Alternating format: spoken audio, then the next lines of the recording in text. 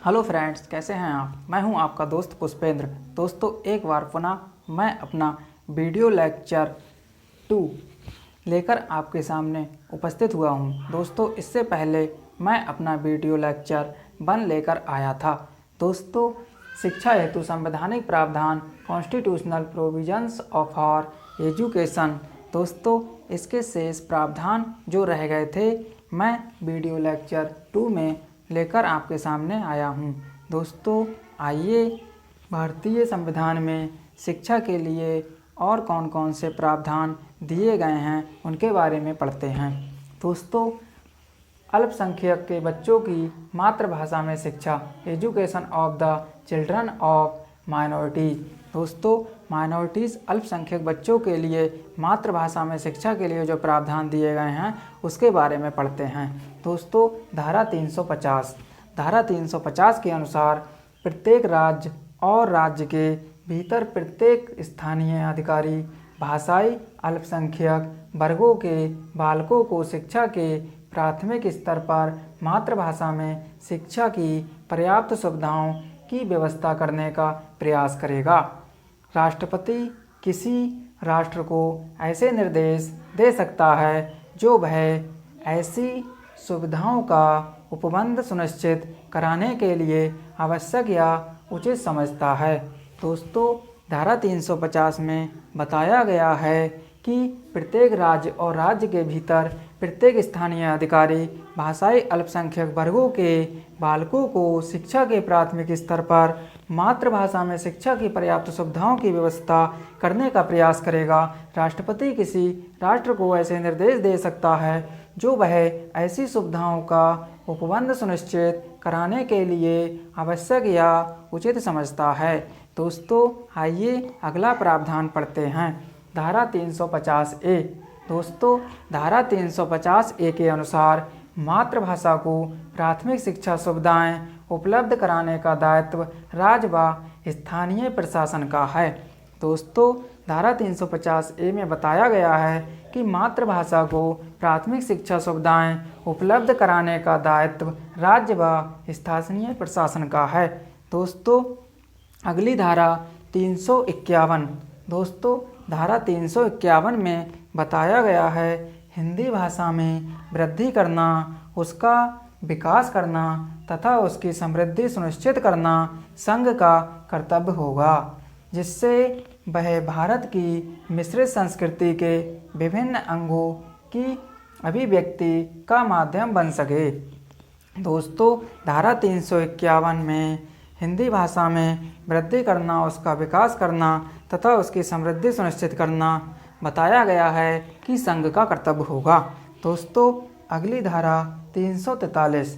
दोस्तों, धारा 343 के अनुसार देवनागरी लिपि में हिंदी संघ की राजभाषा होगी।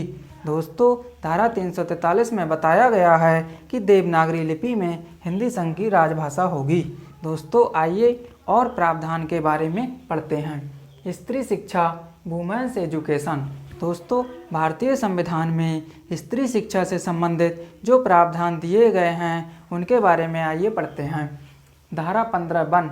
दोस्तों, धारा 15(1) में बताया गया है राज्य नागरिकों में लिंग के आधार पर भेदभाव नहीं करेगा। दोस्तों, बताया गया है धारा 15(1) में कि राज्य लिंग के आधार पर, स्त्री पुरुष के आधार पर किसी भी नागरिक के साथ, स्त्रियों के साथ भेदभाव नहीं करेगा, जो अक्सर देखने को मिलता है, जो आजकल की एक रूढ़िगत बुराई बनती जा रही है। दोस्तों, आइए अगला प्रावधान के बारे में पढ़ते हैं। धारा 15(3). दोस्तों, धारा 15(3) के अनुसार स्त्रियों व बच्चों के लिए विशेष व्यवस्था करने में धारा 50 के प्रावधान आड़े नहीं आएंगे। दोस्तों, धारा 15(3) में बताया गया है कि स्त्रियों व बच्चों के लिए विशेष व्यवस्था करने में धारा 50 के प्रावधान आड़े नहीं आएंगे, ऐसा धारा 15(3) में कहा गया है। दोस्तों, उच्च शिक्षा और शोध, जिन्हें केंद्र सरकार स्वतंत्र रूप से अपने अधीन रख सकती है, ये संघ सूची में 63, 64, 65, 66 उपबंध में वर्णित हैं। दोस्तों, उच्च शिक्षा और शोध में जिन्हें केंद्र सरकार स्वतंत्र रूप से अपने अधीन रख सकती है, ये संघ सूची में 63, 64, 65, 66 उपबंध में वर्णित हैं। आइए दोस्तों इन उपबंधों के बारे में पढ़ते हैं। उपबंध 63। दोस्तों इस उपबंध 63 के अनुसार इस संविधान के प्रारंभ पर काशी हिंदू विश्वविद्यालय, अलीगढ़ मुस्लिम विश्वविद्यालय और दिल्ली विश्वविद्यालय के नाम से जानने वाले संस्थान, ऐसा इसमें बताया गया है।